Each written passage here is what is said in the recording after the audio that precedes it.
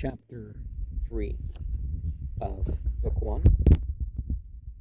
Thou art admonished for thy soul's sake. Thou art remembered, O man, and admonished and instructed for thy soul's sake, that thou mayest become a glory to the Creator and to thyself.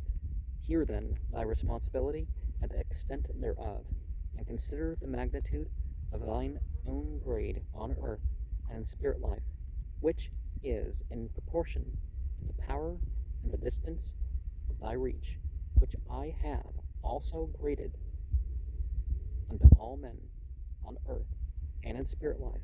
If thy Creator give thee strength to carry 4 men on thy back, and thou wilt carry but one, thou shalt be 1/4 grade. But if thou carriest the whole 4, thou shalt be full grade. Well, if you get in a state to physically do something, doesn't mean that your body's going to last up to that, so look a little beyond the bare letters with that one. One man hath wherewithal to feed 1 man, another hath sufficient for 1,000, and another for 100,000. These are the distances of the reach and power of these men, which is the extent beyond which nothing more can be exacted of them on earth or in spirit life. Yet, when they have all fulfilled these to the utmost, they shall be therein only equal in grade. But if they fail in their parts, the responsibility of one shall be 100,000, and another shall be 10,000, and the least shall be only 1. These are the debts men owe the people of the nation, the city, and the hamlet. Consider therefore the darkness of the people of thy nation, the poverty and the crime, and judge thyself as to thine own responsibility. And this rule shall apply both on earth and in spirit life. And thy grade of responsibility in spirit life shall begin even in the same place thou established it on the earth, wherein thou wert short. Thou shalt labor, wherein thou didst fulfill. Thou shalt rejoice and be without compunctions. Also shall this rule be with the king and queen and emperor, and all rulers who have means and power, and the responsibility shall extend to all the people of the kingdom or empire. Nor shall this responsibility be escaped by death, but the bondage in the life hereafter shall be according to the avoidance of the trust imposed. Consider then what thou shalt be encumbered with in the unseen world. Pursue this philosophy, and thou shalt determine what shall be the labor of the king and the queen and the great ruler after they have died and entered this world. Find the grade of their respective dominions, and thou shalt determine by the accession thereof the duration of their bondage in the first resurrection, whether it be 50 years or 500 years. But if such emperor's dominions be in declension instead of resurrection, then on his entrance into spirit life he shall be at the mercy of the spirits of his kingdom. You shall be in wait for him, and he shall not escape them. Some other higher spirits shall deliver them, otherwise they fall into anarchy and madness. Hell. Remember thy Creator and the comprehension of his kingdoms, and be considerate of the words of thy master and teacher given herein. All men profess to desire resurrection. They hope to ascend to exalted spiritual spheres, yet many will not even try to exalt themselves. One saith in one breath, to not eat the flesh of anything created alive is the highest, but straightway he feasteth on fish and flesh. One saith, to return good for evil is the highest, but he doeth evil even before the sound of his voice is hushed, and yet he will find fault with his Creator if holy angels promise him not a high seat in heaven. And there are others who constantly profess to have the higher light, they go about cackling and making evil remarks of their neighbors. Yet many of these do good unto others, giving to the helpless. Verily, they both rising and falling in regard to the resurrection. The measure of the grade of such shall be by weighing the whole behavior as to its result in the community where he abideth. And this rule shall apply, both on earth and in spirit life, to all such people.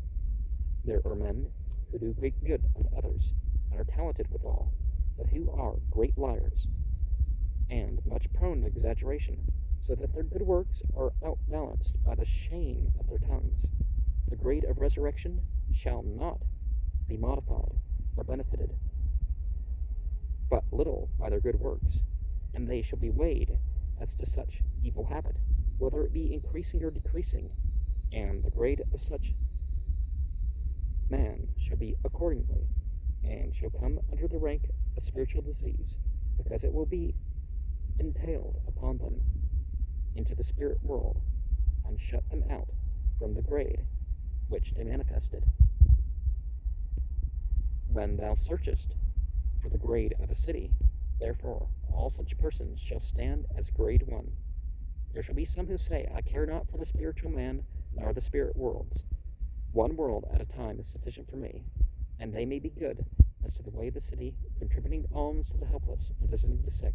Nevertheless, they utter truthfully their own resurrection, which shall stand grade 1.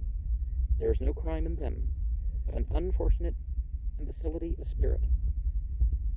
When such persons die, their knowledge, for the most part, dieth with them, and they enter the spirit world even as if they had died in infancy.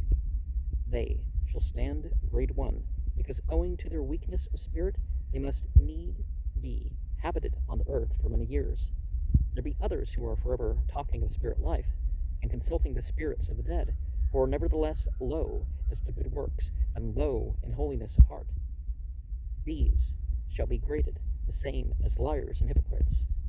Of course, let's realize when we talk about the metaphysical beings, the disincarnate spirits, the heart and the colors and all that stuff is sort of metaphorical, because we can't really quite reach that in a physical or mental way of saying. But for in prophecy thou shalt estimate the sin of all the virtues and vices of thyself and of thy neighbor, and of the whole city or state or even the world, and accredit the grade in ascension or declension, and thou shalt compare one generation with another, as to the increase or decrease of its spirituality. And thou shalt know of a truth the standing of the whole world, and from this thou shalt also determine the time when man came on the earth, how long the race will survive and bring forth, and the time he shall become extinct as to the earth. O man, remember thy Creator and praise him. In this thou art graded by thy Creator. Who see not him within their own soul, are weak in spirit, who see him in all things, and hear his voice, and believes, and in every herb, are strong in spirit. These are grades of resurrection of the souls of men. For what is the earth but a falling nest, and the possessions of the earth but chains of bondage? To provide souls unto everlasting resurrection, and make them to rejoice in their being, these are the labors of thy Creator. For the beasts of the field, and the birds and fowls of the air, and for many animals that are companions to man, is made a place where their spirits shall survive. And this spirit life for animals is graded 1. Consider the world of thy Creator, and the knowledge and symbols he placeth before thee. Thou holdest up a lump of salt, and it is solid and of dimensions, but cast it into water, and it is seen not, but dissolved and lost as to thy perception. No, that's a misspelling. And thou beholdest the earth, which hath dimensions also. But the F? I'm supposed to pronounce that. Thou seest not, as water is to salt, solvent, so to corporeal things, solvent. By slow velocity holdeth the solid earth its form, yet in external to the body of the earth, the swift velocity of corpore is magnified into dissolution by vortices in are these things accomplished. In the atmospheron regions, which rotateth with the earth, behold, there are many plateaux, larger than the earth, being habitable zones belonging to the earth. Their component parts are like unto the earth, and they are adapted to the abode of spirits, even as the earth is for mortals. Remember the magnitude of thy Creator's works, and the symbols he set before thee. When the clouds float high, it raineth not. Where they drag on the face of the earth, it raineth daily. Consider the habitations of the resurrections of the dead, which are in the keeping of thy Creator, even as to the square of the distance away from the earth, so are the grades of the resurrections. According to the exaltation of man's soul, so shall he inhabit these places. According to his own soul's growth and development, so shall he ascend outward, away from the earth, grade unto grade. O man, to know the creations of thy Creator, and the things he hath placed in thy reach, to apply thy knowledge, and understand with reverence the work of his hand. How considerate of thy little wisdom, and thy love of liberty, which he gave unto thee. Even before he has perfected thee, he called out unto thee to behold his creations. And thou tarriest not to learn, but ran away, half completed, to vent the exuberance of thy soul, which he gave unto thee. I beseech thee, turn about, and hear the wisdom of my words. I will teach thee to know thy Creator, to hear his voice in thy soul, and to see his hand everywhere. One's supposed to submit to the point where one accepts the external condition, and one is a vehicle of living out the principles in even one's perception.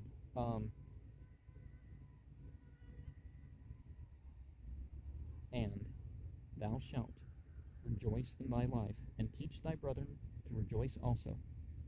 Thou hast a corporeal body and a spiritual body. Hear me, and I will open thy understanding. Thy spirit hath eyes and ears and judgment. Nevertheless, the beginning of thy two parts was at the same time quickened into a one person, because of the presence of thy Creator, O man of the earth. Would that thy spirit and thy corpore stood, even in wisdom and power, all the days of thy life. But thou art so delighted in the earth, thou hast let thy spirit unfed, and it standeth within thee as a sphere of grass. A spear of grass covered with a stone. A spear, that makes sense. But, and thou seest not spiritual things, nor hearest the unseen, for a stone lieth upon thy soul. It's not as simple as that, but you can see the physical, this stuff here. You can perceive it spiritually. You can perceive those mental things spiritually, although you're not directly, per se, having a spiritual experience and such. Yet, thou hast great learning as to corporeal knowledge, and great vigor as to corporeal judgment. And thou ratest thy neighbor a fool, because, forsooth, in contradistinction to thee, he heareth and seeth spiritually. And thy soul power weepeth for thee, because in the time of thy death thou shalt stand in spirit life in grade 1, even as the spirits of the beasts of the field. Thy present knowledge shall be void, and thy vigor only as a newborn child. But even as a newborn is unsuited to feed on corn and nuts, thy spirit is as a starveling in spirit life. And I take thee, my disciple, where I have provided for thee according to thy weakness, that thee may learn wisdom. Thy mother was provided unto thee before thou wert born, and spirit life was arraigned for thy spirit to enter into thy death. Thou shapest not thyself in thy mother's womb, and behold, the perfection of thine every part. Trust thou in thy Creator, but seek thou also to go with him, and thou shalt attain easily to the highest places in spirit life, which were created for thy glory. O thou that hast not contaminated thy corporeal part by the flesh, with the beasts and meat of his living creatures, this is as one of the stones that covereth up thy soul, and blockadeth thy way to the upper grades. Thy young spirit must remain within the atmosphere of animal creation for a long season. Like and alike hast thou fashioned thy spirit to the flesh of thy body. According to the atmosphere of things, as to the purity and sweetness, behold, thy Creator hath fashioned them in relative ascent above the earth. That which is impure resteth on the earth, that which is pure is upward and high. Consider the place of the hells and the spirits of the dead, and the weapons of warfare in their hands. As the corporean is the corpore, so is the spirit as the atmosphere of the earth. O man of the earth, consider what thou puttest into thy mouth, for the atmosphere thereof is the food of thy spirit, and the habit thereof will be entailed on thy spirit for a long season after thy mortal death. O man, I have heard thee in thy fullness say, I must have my flesh food, I must have my wine and beer and tobacco and opium. Well, you gotta look how you get your nutrients with the first one, but certainly you can hold back on eating meat and even fish for principles of, but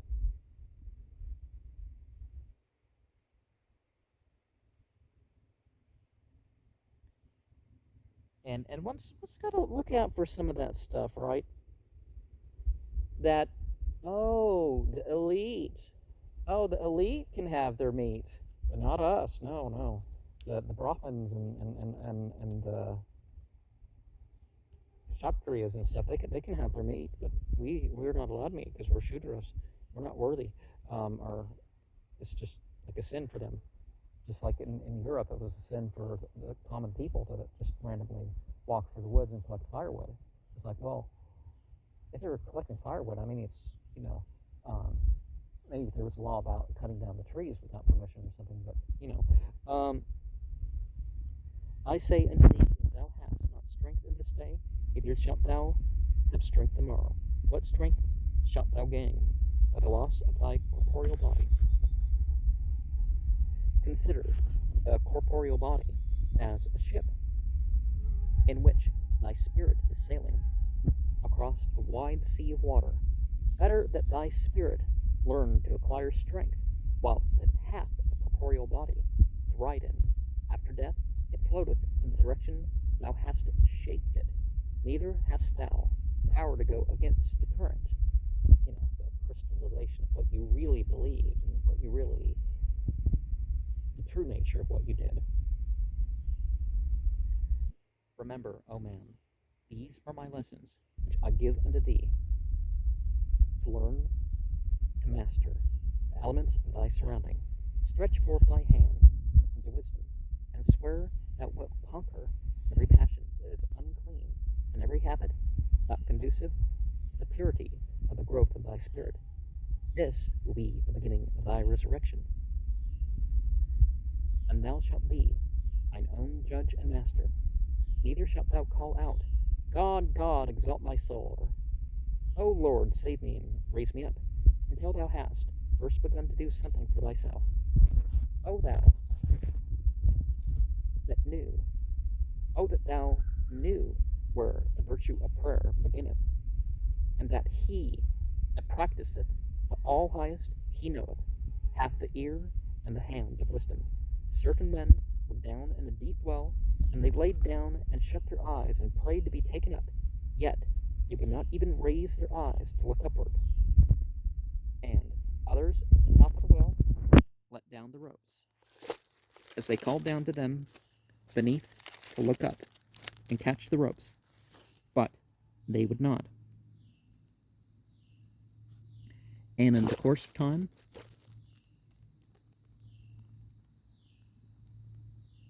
they at the bottom said, Alas, our prayers are not answered. O man, if thou wouldest put thyself in the way of all wisdom, to put away the uncleanness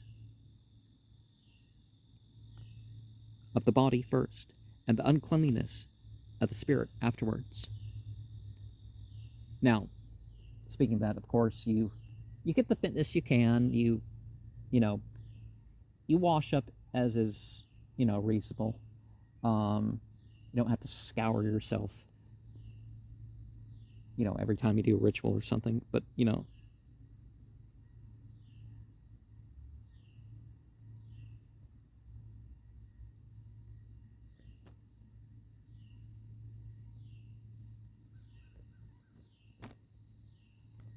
to seek for things that are pure and good instead of criticisms and philosophies that rise up out of thy contaminated flesh house.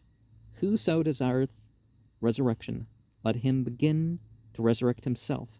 Make not thy confessions, which are betwixt thee and thy Creator, before men, but covenant thou with him within thine own soul, saying, Nothing of this for the laudation of men. Thy spirit is as a seed of a beautiful tree which thy Creator planted. Give thou it good and clean soil, that the blossoms and the fruit thereof may glorify thy Creator and thee. Such is the resurrection of the spirit of men. Wait not for a Saviour to save thee, nor depend thou on words or prayers, nor on hearkening to good sermons, flattering thyself thou hast done well, but begin to save thyself by purifying thy flesh, by purifying thy thoughts, and by the practice of good works done unto others, with all thy wisdom, love, and strength. For through these only is there any resurrection for thee, either in this world or the next. Of the foundations of the resurrection of thy soul, there are two kinds. One, which dealeth with those already born, and the other, which such as are not yet born. For after thou hast purified thyself as to flesh and spirit, two conditions are open to thee, celibacy and marriage. To such as are by nature inclined to celibacy, let them rejoice, for in not having offspring they shall have less bondage after death to remain in the lower grades, and to return to the earth, to their kindred. It is a great glory for them to make themselves brides and bridegrooms of the Great Spirit, to be his for righteousness' sake. But as to thee, who desireth marriage, pursue through thou the same course as to purity and holiness of person, as to thine own resurrection. For in this thou shalt be graded also, according to what thou dost. The delight of thy Creator, who hath dominion over both the earth and spirit, is to witness the birth of such as come from the pure in flesh and pure in spirit. In likeness of the father and mother are all children born into the world, and every child is a new creation, quickened into life by the presence of the Creator, who is the all-life. If thou art pure in flesh, thy child shall be pure, and if thou art pure in spirit, thy child shall be pure in spirit. If thou art a flesh-eater, a drinker of strong drink, and a user of narcotics, thy child shall come forth with thy contaminations upon it. Consider, then, what grade shall be, which shall be according to thy errors, as to their grade in the place where they are born, as to whether thou encumberest the world with progeny lower in grade, or liftest up the world by progeny of an exalted grade. So yeah, it's not about poverty or some other thing. It's the principles that you're going to give examples to one's children. So all this stuff about, oh, we need to get the poor people the abortions, and Planned Parenthood and its racist policies to this day, although they don't call it that, they are more likely to set up shop in darker skinned neighborhood, even if it's not the poorer neighborhood. So, that's the thing too.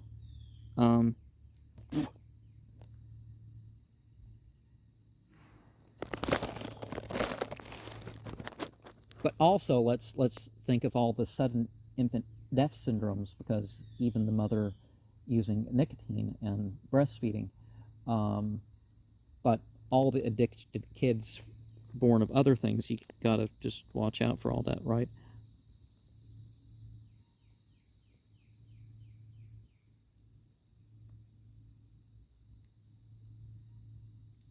Consider then what thy grade shall be, which shall be according to thy heirs, as to their grade in the place where they are born, as to whether thou encompassest the world with progeny lower in grade, or liftest up the world by progeny of an exalted grade.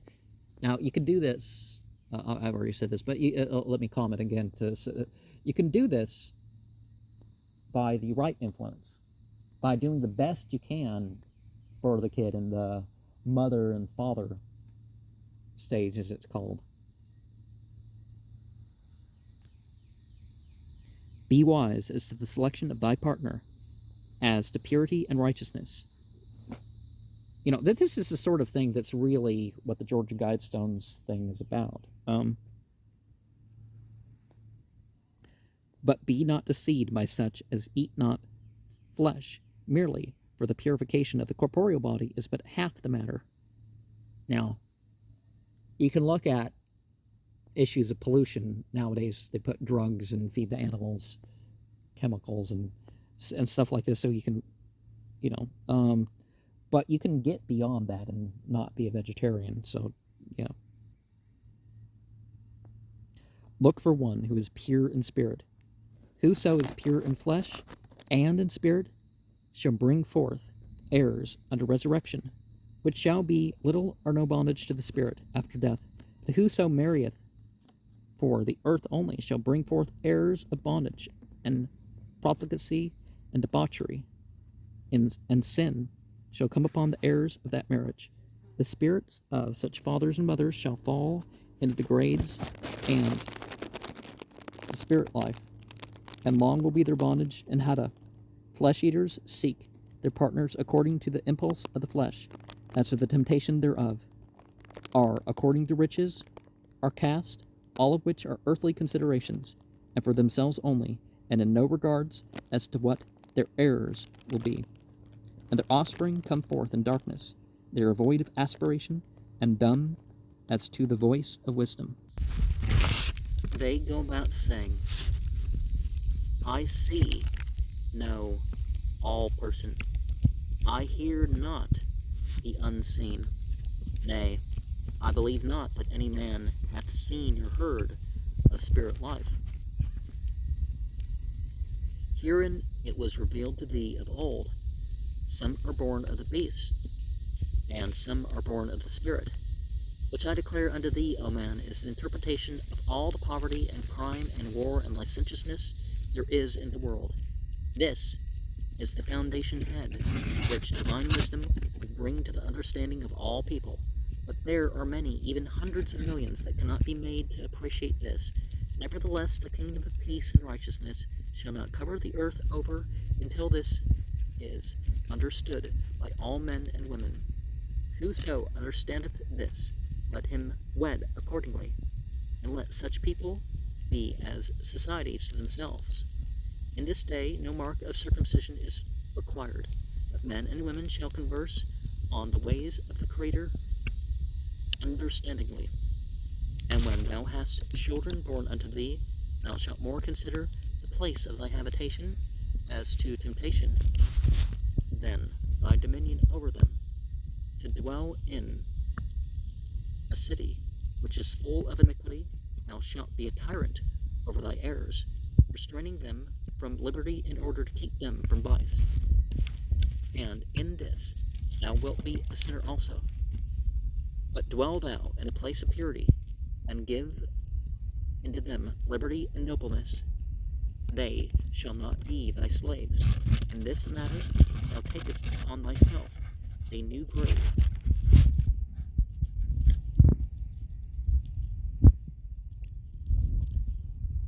According to thy heirs, and thy godship over them.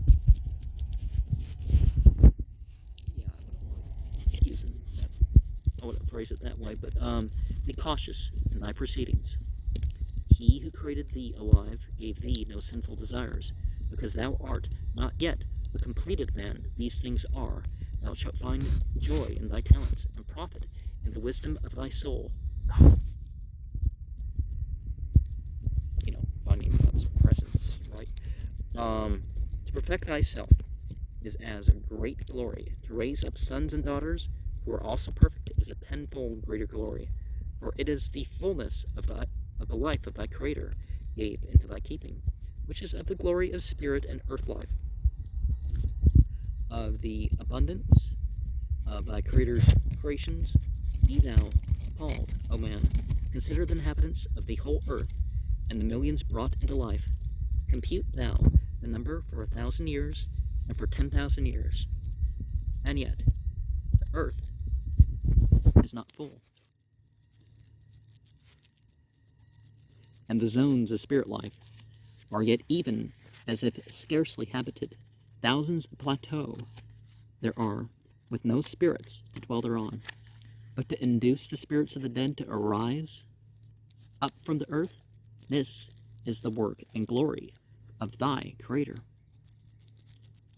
To make them put away earthly desires and become pure and wise and strong and adapted to the sublimated spheres, what an endless labor for thy Creator and his exalted spirits.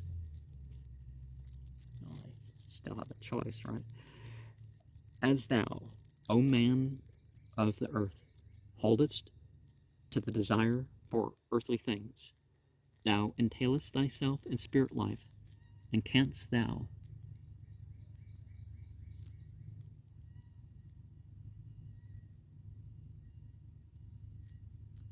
not rise upward? Even so,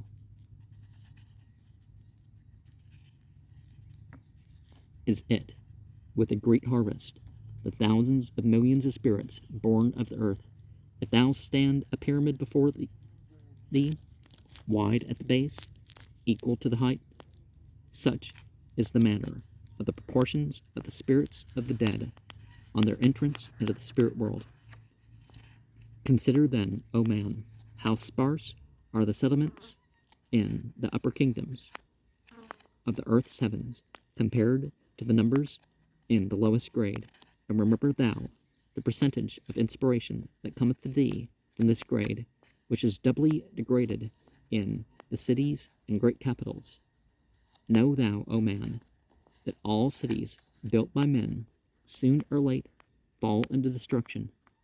Search into the generation as to the grade of mortals, and thou hast a type of the spirits of that city, chiefly as to the lowest grades. But remember, the highest grades of spirits go away, whilst the lowest remain, as the spirits of one generation are to the form of a pyramid. So, not so will be the spirits of that city in the next generation, but in proportion to the increase of the mortal city, and in proportion to the raising up of the second, third, fourth, and fifth grades, so will be the relative increase in the proportion of drujas that dwell in that city. Find thou the grade and rate of the clenching of mortals of a city, and when the whole number with the spirits therein hath fallen to 1%, thou shalt prophesy the time of the fall of that city. Be thou fearful of the abundance of drujas about thee, and search out thine own imperfections and uncleanness, and thy passions, lest drujas fasten upon thee in a way thou knowest not of. And isn't it the lie to speculate your way through making prophecies? Call not upon the evil spirits of the dead to come to thee. No secondary semagina working, right?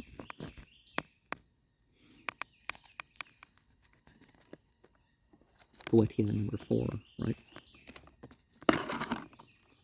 But call thou on thy Creator for wisdom and light, and truth and purity. And if it will be well for thee, such spirits as are best adapted to thee for thy resurrection will be sent. Whoso consulteth evil spirits as to earthly things or profit or great undertakings, Marriage or war or riches is already in the hands of the Drujas. Woe be unto him in the hour of death.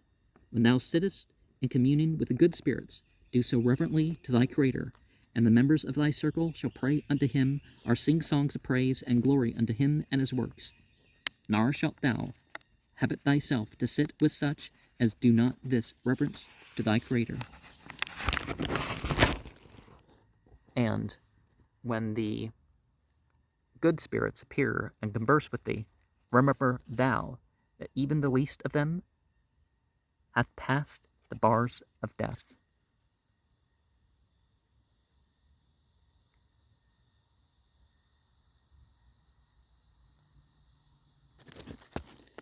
Be not long-faced, or melancholy with doleful songs, but rather cheerful like the birds that sing unto the Creator.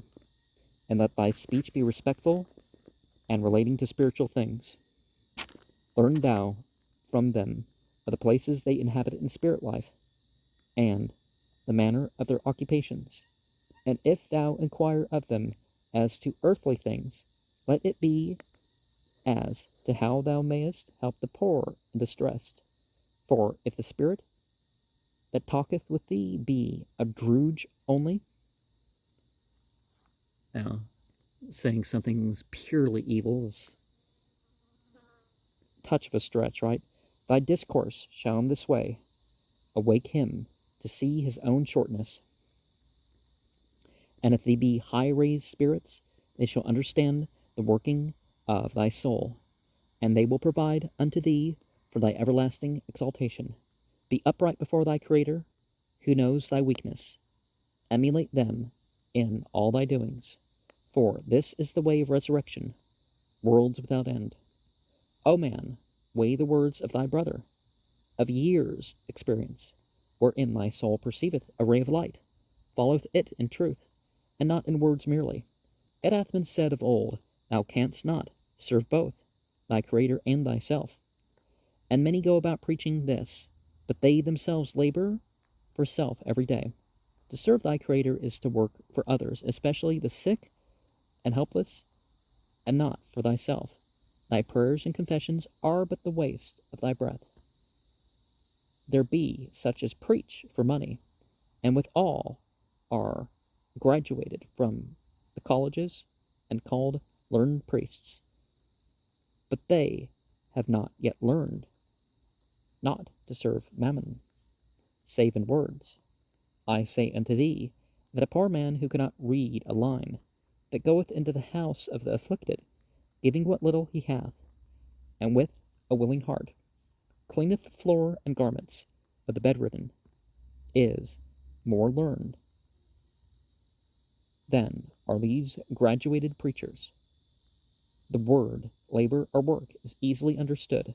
Suffer not thyself to be deceived by them whose trade is preaching and praying. They profess to be laboring for the spiritual man, and according to the number of their converts, who are also taught words and prayers and confessions instead of works, so are they called great workers unto the Lord. But I say unto thee, all these are but subterfuges of evil souls, to palm off words for works. All such preachers and priests and converts are still tarrying in the depths, grade 1. Hear thou my instruction, and weigh my words in the balance, and be not blinded by the tricks of evil spirits. A preacher receiving a good salary giveth half his money to the poor, and the other half to the church. And his people say, "Oh, what a good man!" And straightway they raise his salary, and they present him a good house, where he feasteth sumptuously every day, thanking God for his own prosperity. Now, I say unto thee, that the preacher contributed nothing to the poor. The money he gave away was not his, but the fruit of false doctrines. Now, I question this standard doctrine of that a person should be paid for being part of the same supposed religious obligations as everybody else, right? Why should the leader get paid for that? You find this in the Quran, and in the sayings of Muhammad in reference to the prophets. It's like, hey, I'm not asking a salary for this. I'm not asking a salary for this. I'm not getting paid to pray. I'm getting paid to give you the spiritual guidance, you could say. Oh, that's not articulate quite right, but you get the point, I think. Because he practiced not labor, but as a beggar, and as a vampire obtains his money, not for work, but for words. He was false before his own soul. God, because God's closer to us than our jugular vein, so God's within everything, right? Namaste. But that doesn't mean that, everything is God, or some such thing. To serve wisdom and truth, or to preach and practice the words of truth, require not great oratory or education. Wisdom here requires not colleges to brace it up, nor preachers that serve not truth. One crieth out, Come to God, or make thy peace with the Lord. But he himself would not share his house with the poor of his own church. Well, people say that about rich preachers all the time. But a lot of that is exaggerated. But I say unto thee, all such are either hypocrites or deceivers of their own souls, except thou usest thy hands, and bendest thy back in practice, and in producing something in the world, and contributing it unto others. Thou art not one with truth. It hath been said of old, Do unto others as thou desirest should be done unto thee. So, Confucianism. Also, to return good for evil, and to sell all thou hast, and give to the poor, and love thy neighbor as thyself. And these words are well known, but who is there that practiseth them, wherein the words are important and of non-effect, in place of which many practice, serving themselves by their labor, but in church service their practice is by prayers and confessions, words. Well, words is where it starts, right? Saying it is not possible in the present condition of society to do these things. Yeah, that's what they say about animal sacrifice, but honestly, there's people who still do it and maintain the principles, and some make quite the ritual of it. So if that's what you're thinking is obliged by the whole thing, did thy Creator limit thee, saying, Do you this in the present condition of society? The way was open for another condition, but thou soughtest not to find it. Thou wouldest not give up thyself, and live in a brotherhood of divine wisdom. Under the name of liberty, thou heldest fast to evil and its haunts, saying, I am willing to serve the Creator, but I will not sacrifice my liberty. And thou sellest thyself to self, which shall follow thee into the next world. Know then, O man, that whoso would arise into organic kingdoms and spirit life shall teach himself the first lesson in liberty, which is to free himself from self. He should not say, I want this, or I must have that, or I cannot have self abridged, or I will suffer no dictation. I say unto thee, all such men are already in the bonds of Drugus, and the throes of hell in their own soul. But thou shalt say, Here I am, O wisdom, thy servant. Appropriate thou me, whichever way I can do the most good unto others. Myself is no longer any consideration. This it is to be a faithist in divine wisdom. If an exalted man marry a woman beneath him, he can lift her up, but if an exalted woman marry a man beneath her, he will pull her down. Well, not necessarily, but maybe socially. Even so it is with the righteous man that weddeth to the world, and liveth therein. Sooner or late it will pull him down. But if the righteous man go with his fellows into a separate place, and wed himself to truth and its way, then shall that righteous man be lifted up, and moreover he shall be a power to lift up the world. Shall a bride not live with her husband? And they that choose divine wisdom live with it? I say unto thee, if thou do not live in a brotherhood on earth, thou shalt not soon find one in spirit life, but thou shalt unite thyself with such as are compatible with thee, with whom thou shalt live equal in all things, wherein thou canst do unto them as thou wouldest be done by, loving them as thyself, returning them good constantly, being willing to make any sacrifice of thine own self's desires for the sake of truth, remembering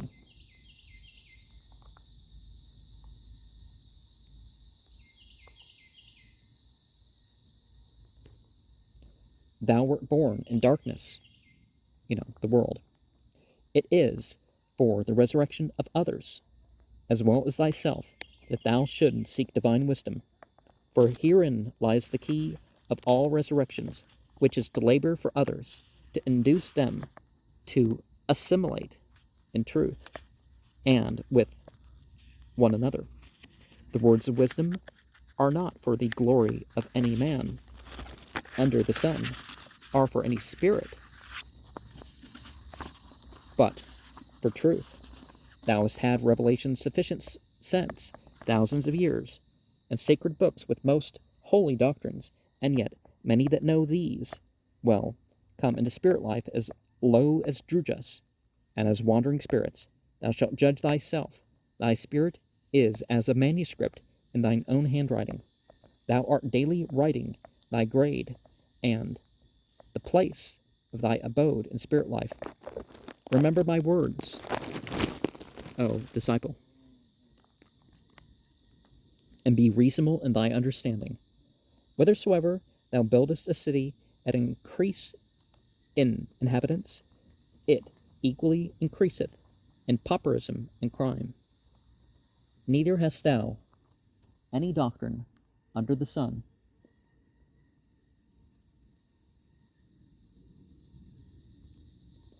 to provide against this, the book of knowledge.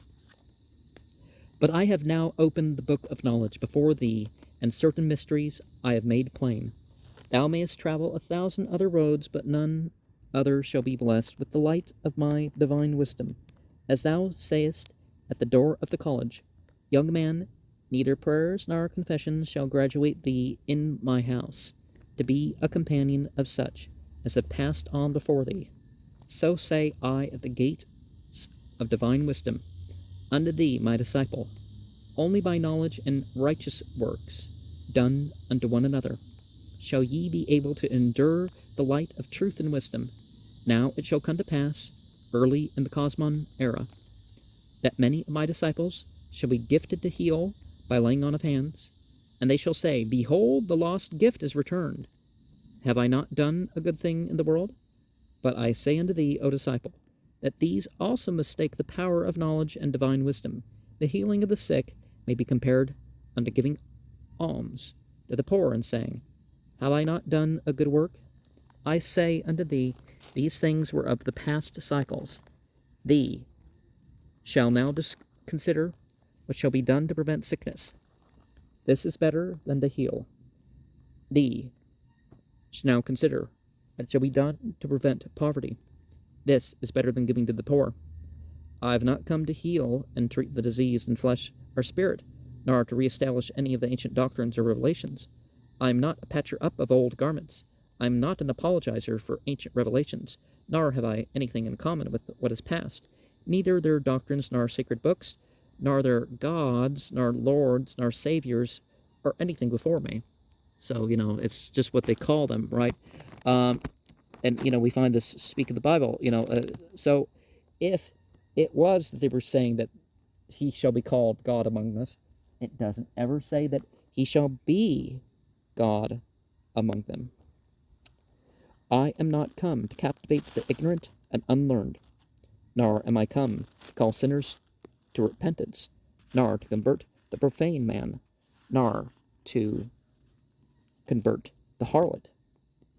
Sufficient have been other revelations unto all these, nor have I come to say, Behold, this is my book. and there shall be none other.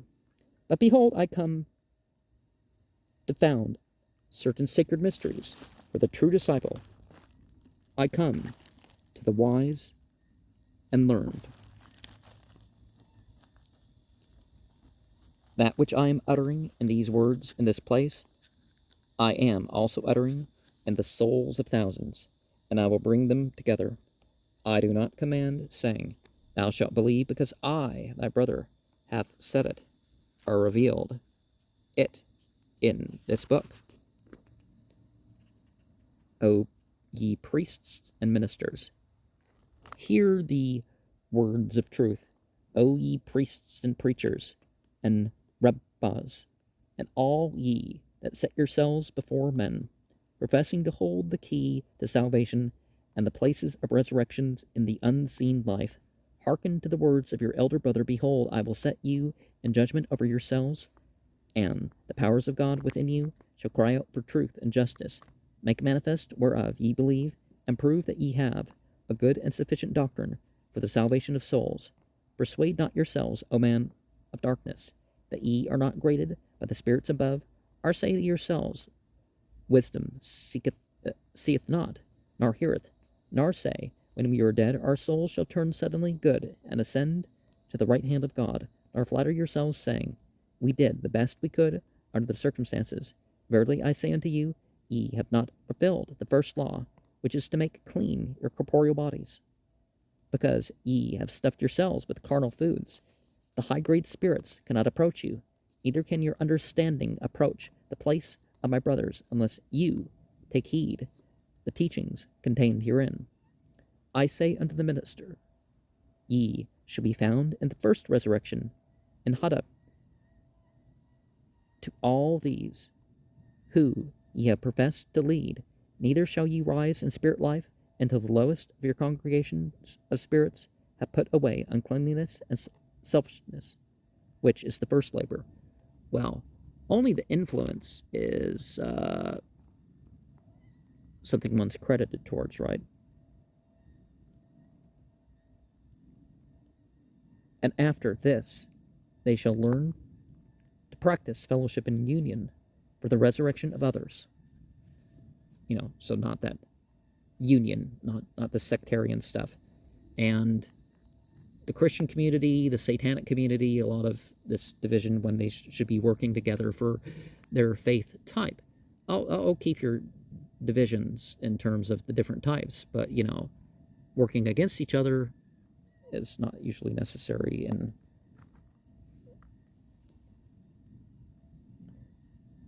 flatter not yourselves that, because ye wear fine cloth, and preach, that ye are not responsible also, nor hope that when ye become spirits, ye shall ascend suddenly into places of delight. Ye are marked because of your ignorance. Your souls are being written upon with your deeds and works and words, and ye shall see yourselves as in a mirror, and of your own accord shun the kingdoms of light and wisdom, because ye have learned words and practice only in words. Behold, I come this day to command. Practice in truth, not for a pittance, but for all ye have. Behold, O ye destroyers of religion, ye perverters of the Spirit of God within thy soul, I come to give thee a religion wherein all men can be his brethren, even as the infidel shall accept the greater and good works. For he, being the fruit of your behavior, is even in the foreground in the march of truth. New religion. Well, I would side with the idea of a same old religion, just different words to describe it, maybe. I say, hear the words of truth. O ye preachers, priests, and rabbis, seek not to gainsay my words. In times past I had such representatives, and I said unto them, Go ye, preach my doctrines unto the inhabitants of the earth. Make them understand the way of wisdom. And ye shall take neither money nor scrip for your labor, but be an example of faith and the promises of truth. My disciples have went forth, fulfilling my commandments. But alas, how different are the ministers of this day. Ye patronize the man of wealth. Ye boast of the riches of your congregation. Ye receive salaries, and ye dwell in fine houses. Your doctrines ye sell as merchandise. Ye have fine temples and fashionable audiences, and ye curry favor with those who are in affluence. Ye go not to the drunkard's den, nor to the unfortunate woman. These ye take not in your arms, saying, My brother, my sister, come with me. I will show you the kingdom of God within thy own soul. Behold, I have come to you in spirit and in truth. But ye put me off, saying, Is not the first duty to one's own household? Is not self-preservation the first law? Now I answer you, these questions spring from the beast, not from the spirit.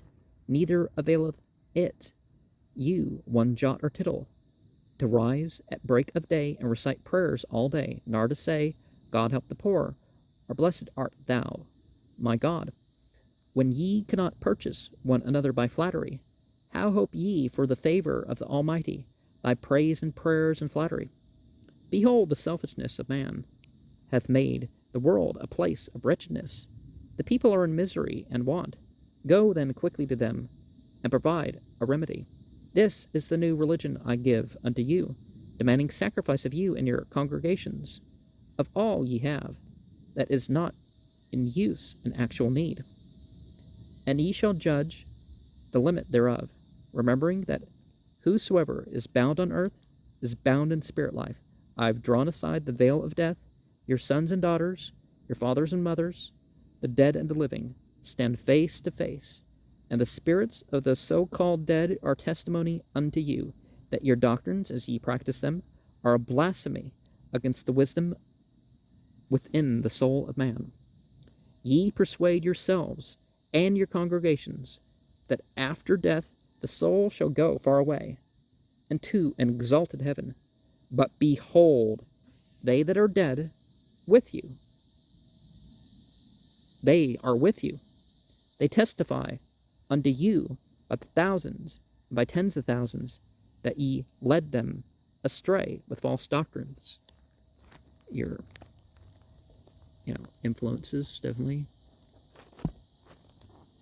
linger some, right?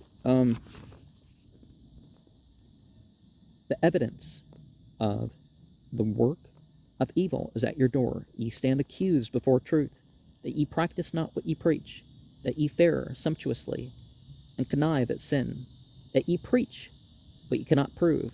By the spirits of your own blood and sin are ye accused. Ye have no personal knowledge of spirit life, and in stubbornness of heart ye dispute with my chelas and disciples, who can prove before you they have power to see unseen things. Well, if you can't cause other people to see unseen things, how can you prove that you see something that somebody has no awareness of? And to hear that which ye cannot hear, ye study spiritual things with your corporeal senses. Neither have ye capacity to see and hear the spirits of the dead. How much less then shall ye presume to interpret the words of true wisdom? Now behold, I come in this era, not only to declare to you that the time of preaching is at an end, save wherein it is practiced in deed, as it is spoken in word, but also to prophesy to you that many of you will give up your calling and preach no more, and your temples and churches and meeting houses should be turned into consultation chambers to find remedies against poverty, crime, and debauchery, which could be, well, at least some of that's symptoms, right? And the congregations shall be enrolled, and at the meetings they shall be inquired after to see if they are in need, and they shall have volunteers who shall go about seeking out the helpless and distressed and providing for them, so that instead of the congregations sitting to hear your sermons, they shall come as co-workers seeking divine wisdom and the true God within their own soul. This is the new religion which I give unto you, and moreover, let it be a prophecy to you of the words of the God within your own soul, for there is no such congregation this day in all the world, and yet ere this generation pass away, this shall be proven before you. remember the whole parable of the bee in the Quran, and other such parables that drive home that point, that you don't just go sit languidly about. And that's part of the reason why you get up and do gestures and the older religious services, is all that means something, and you're putting some real world action to it, just rather than just, you know, sitting there. A decree against infidelity. I say, hear these my words, O man. In ancient times divine wisdom came as a father to a child, dictating unto man. Now that thou hast attained to comprehensive judgment, truth hath inspired thee to liberty, and to think for thyself, and to consider what is best for thee. And wisdom cometh not now as a dictator, but as thy elder brother with ample experience. And I say unto thee, after the manner of thy professors in the college to their graduated classes, behold, thou art free. Go thy way, and no longer hope to hold the God within thee accountable for thy behavior. For with thy freedom thou also attainest to responsibility. Think not, because I emancipate thee from the God and Lords and Saviors of the ancients.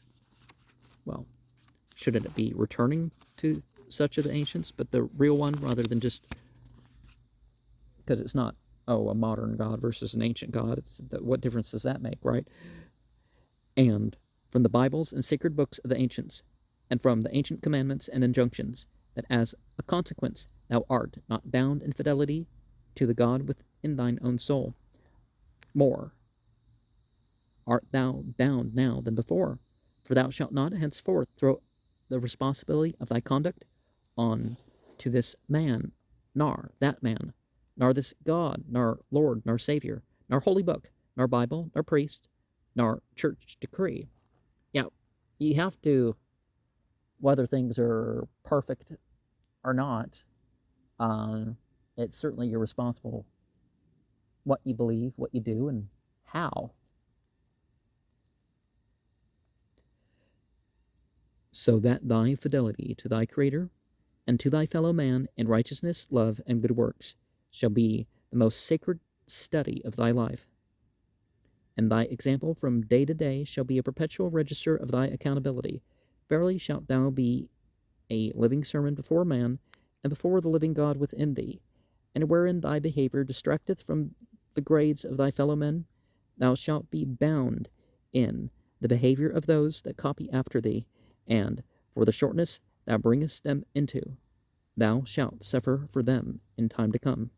Beware, O man, for this rule applieth unto all the generations of men, that by sudden emancipation from an old condition man runneth into another extreme, from which spring libertinism and licentiousness, for which reason rather shalt thou proclaim before the multitude the responsibilities of the new condition, than try to win their applause by proclaiming their emancipation from the old. Because I have opened the book of truth, the spirits of the dead return to thee, and commune in thy household. Flatter not thyself that the whole of life's mysteries are revealed to thee, and that the spirits who converse with thee can make plain the dominions of higher zones in spirit life. Many of these shall return to thee, saying, There is no hell, no Satan, no God, no Lord, nor anything in this world to make thee afraid. For, of a truth, the hell they looked for they found not, nor found they a God, nor Lord, nor Savior, such as they had hoped to find. And for this reason such spirits are jubilant for the time being. Nevertheless, the time shall come to them also, when they shall tire of existing as earth-bound spirits, and they shall seek resurrection into more exalted places, where wisdom and purity dwell. Then indeed shall they begin to comprehend the ways of the kingdoms of truth and divine wisdom, and they will cry out in pain, pleading for pity, compassion, and help. And after that, when they come to thee, they will also proclaim, even as truth now doth, that the commandments of divine wisdom must be fulfilled. The commandments of divine wisdom: to love divine wisdom above all else, and thy neighbor as thyself, give to the poor, return good for evil, do good unto others with all thy wisdom and strength, abnegate self in all respects, Make thyself a servant to thy Creator. Look unto thy soul to judge thyself constantly, to discover where and how thou shalt do the most good. Complain not against another for anything that happeneth. Make thy neighbor rejoice in thee. Make thyself affiliative. Be without self-righteousness above any one. Be a producer of something good. Learn to rejoice in thine own life, paying due respect to rites and ceremonies. Remember the words of thy master and teacher, O disciple, when evil spirits or men advise thee against these commandments, they have little to offer thee that will promote the harmony of thy soul. Consider, therefore, that whatsoever promoteth the greatest harmony and wisdom within thy soul hath also been discovered and is in practice in the higher mandates of divine wisdom, and wherein it hath been proven to thee that a state divided against itself cannot stand. That's a great lesson for politics here. Fine, vote for different people, but don't try to tear things down so the other one looks bad or some nonsense like that. Even so are spirit and truth not divided in the soul of man, but as a unit. Judge then, O man, when one spirit cometh to thee preaching one thing, and another evil earthbound spirit cometh to thee preaching another thing, their words are proof that they have not yet entered the harmonious zones of spiritual wisdom, and it is because of the inharmony of thine own soul that thou art open to set these conflicting messengers.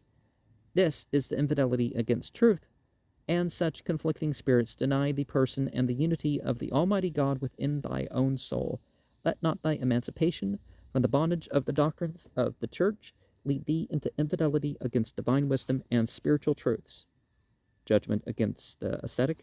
I say, there are such as shut themselves up in colleges, convents, and nunneries, and such as retire to the forests, devoting their lives to prayers, confessions, and rites and ceremonies, being most systematic in routine and in being shut away from the world.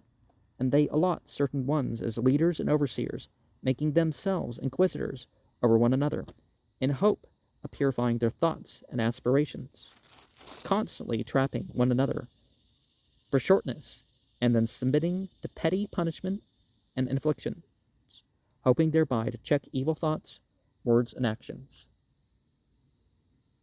This private whipping oneself and that sort of thing, that's not really the thing. Because if you need a beating for a crime that you committed, really, the state should be able to do that, right? And they should be able to do that rather than just let random in some prison house or something. Judgment is rendered against all such people, be they mortals or spirits, for these are the methods of the imprisonment of mind. All such mortals are preparing themselves for the bondage of Drujas on their entrance into the spirit world. Yea, even in that same college, convent, and nunnery, shall they be immured after death by thousands of Drujas who inhabit the place, who profess to have some scheme of projected salvation. All such people are the manifestation of darkness instead of light. The Creator created man with capacity for developing talent to do good unto others. Now behold, these ascetics labor for themselves in these foolish proceedings. They do not these things in order to ameliorate the condition of their neighbors, neither have they shown in a single instance where a benefit resulted to the state in consequence of the practices. They call their initiations sacred, but I declare unto thee, they are a blasphemy against the God within man. They are as a snare for the imprisonment of the mind and the soul. I certainly see that in some initiatic societies, is that at the very least they're like, oh, how can I leave and even to pursue some good and truth, or how can I do contrary to being part of this group, right? Or maybe not even contrary, just something that's not part of it, And after death, these people were prevented by their Drujan masters, evil spirits, from entering the places of resurrection. becoming instead slaves in the lower zones of spirit life to pursue such calling and practice as may be put upon them through just wandering spirits of darkness and evil. And I don't know if calling them wandering is quite the right word, but some are of a place or thing, some are wandering.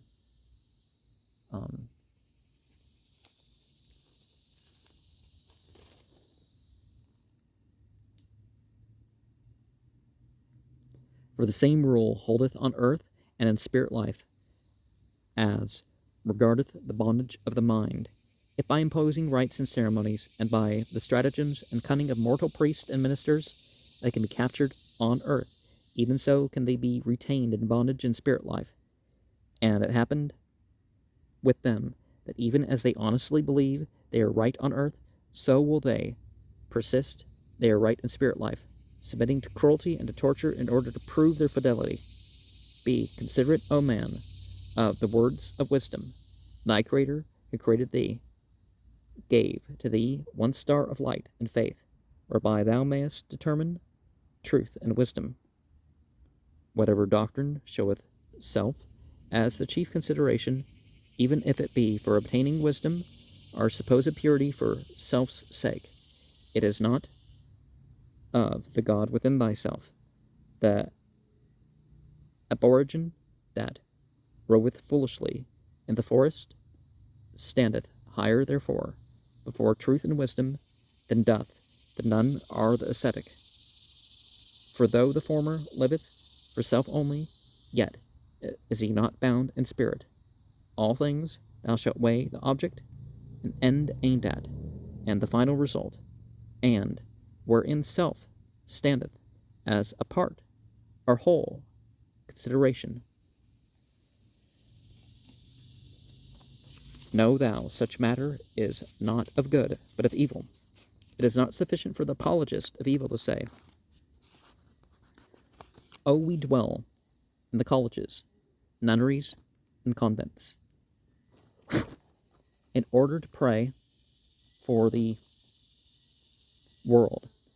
But thou shalt weigh their prayers also, and thou shalt estimate the value thereof by what is accomplished, and thou shalt prove whether their prayers provided harvest of wheat and corn." Well, this is a time when they could have been talking about what we tend to mean by corn, but wheat and other grain too, but and food and clothing for the poor, and education for the unlearned, or any other thing that was good. Be thou not put off by the cunning of the words of the evil spirits put in the mouths of priests or popes, but look matters in the face, and be thou a god thyself in discerning things that meliorate the condition of man. Judgment against charities. I say a certain man built a dam across a river, using only stones, but no cement, and the water ran through the crevices, rendering the dam worthless. Then came certain neighbors to him, saying, "Thou shalt apply cement to the crevices." So the man went to the lower side and applied cement. But lo and behold, the result was only temporary, for the water washed the cement away. Again his neighbors said unto him, "Apply thou cement at the upper side, and the water will carry it into the crevices, where it will remain with good effect." And the man did so, and behold, the dam was a complete structure. After such manner, O man, consider all charities. Thou mayest apply thy riches and thy estates for charity's sake, but of no profit under the sun. When the man applied the cement, where it was not self-sustaining, the waters washed it away. Wherein thou appliest charity, and it be not self-sustaining, judgment is rendered against thee.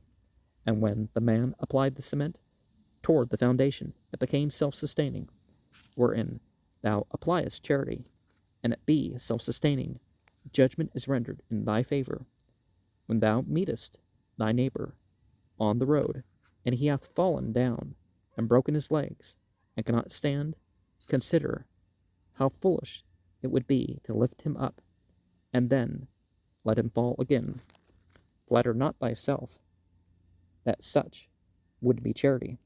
And yet, how much of the so-called charity of the world is of that kind. Thou mayest feed 3 drunkards' families, and flatter thyself thou hast done charity worthily. But if thou hast not done that which will make them no longer in need of charity, thou hast done little. And of course, don't just tell people, quit drugs, quit drugs. Tell them how to dress nutritionally and through supplements the physical addiction. Teach them what will replace that stuff in their life, and other vices are the same way, right? Another man may not feed them, but he may reform them and put them in the way to be self-sustaining. Such a man will have done 100-fold greater charity to open the way for employment and industry. This is the greatest of all charity, for by these avenues charity will not be needed, even for the aged, nor the orphans. Consider then how little any people have to boast of for charity's sake. Even their asylums and poorhouses and homes for the aged and helpless are so many witnesses of condemnation against the people who built them, because some great wrongs and evils existing within the state were also built by the people in the first place. They are as paint and plaster, hiding and redeeming them in some measure for the sins of a wicked people. And the abuses that sometimes go in some of these places that are supposed to help people with their sanity or their poverty or whatever,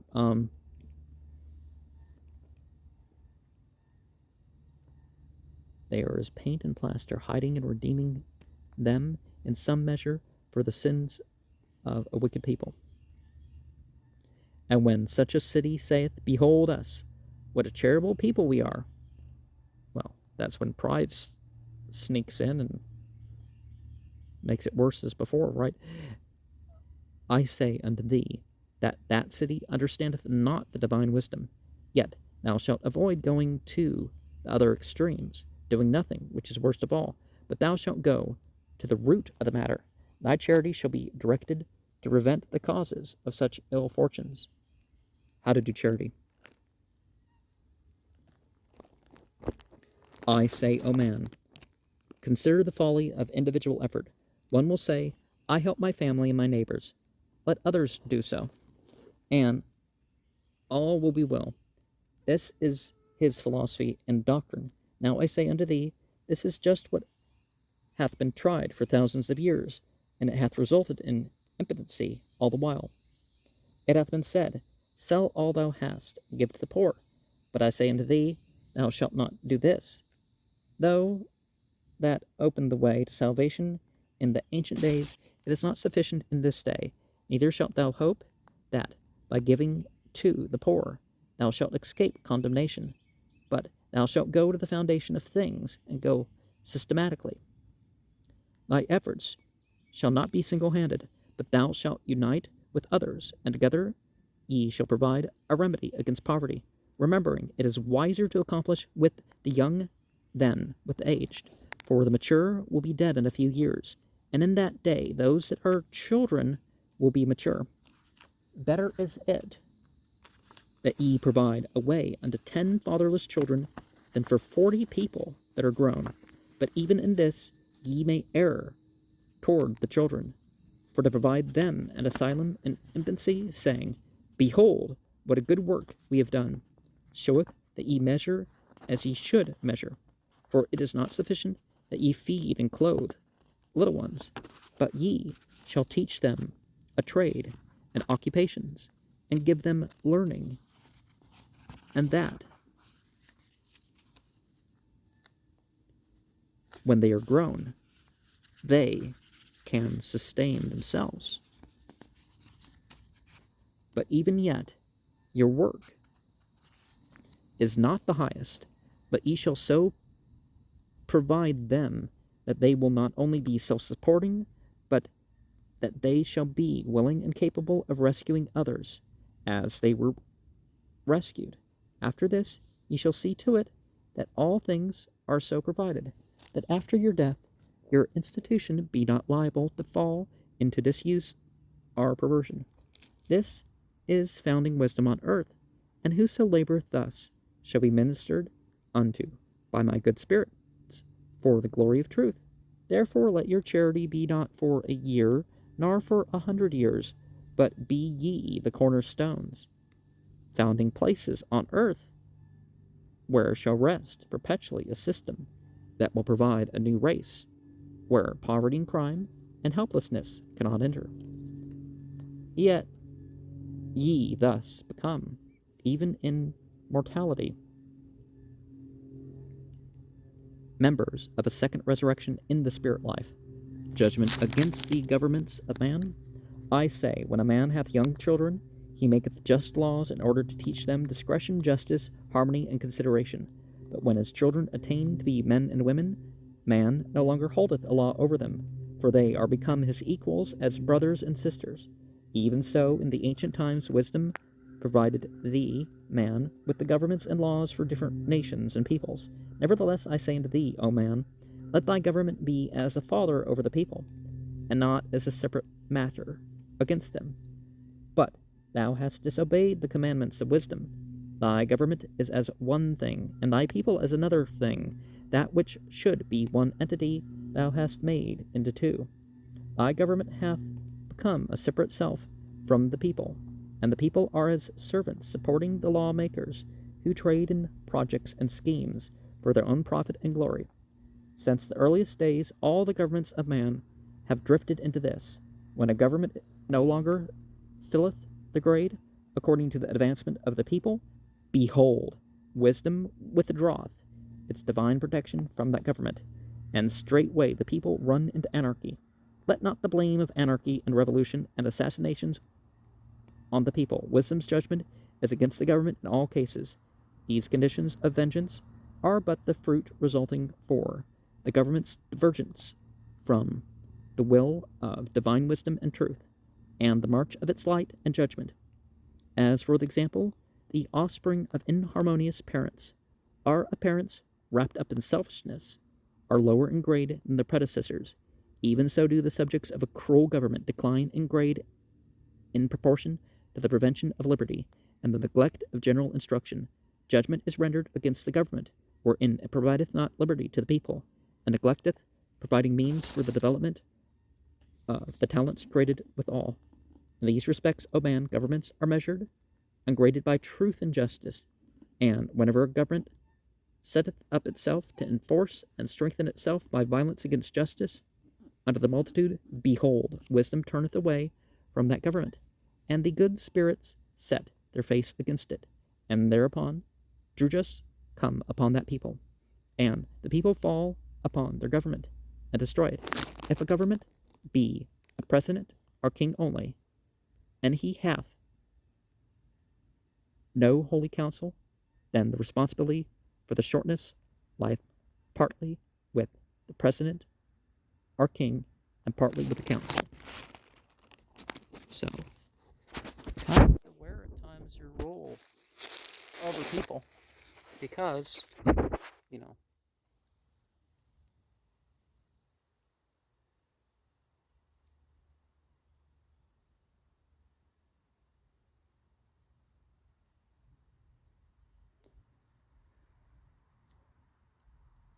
but you do your work, and honestly, we can't just step away from civilization nowadays, can we? Well, sometimes, but you know what I mean. Humanity has to have civilization.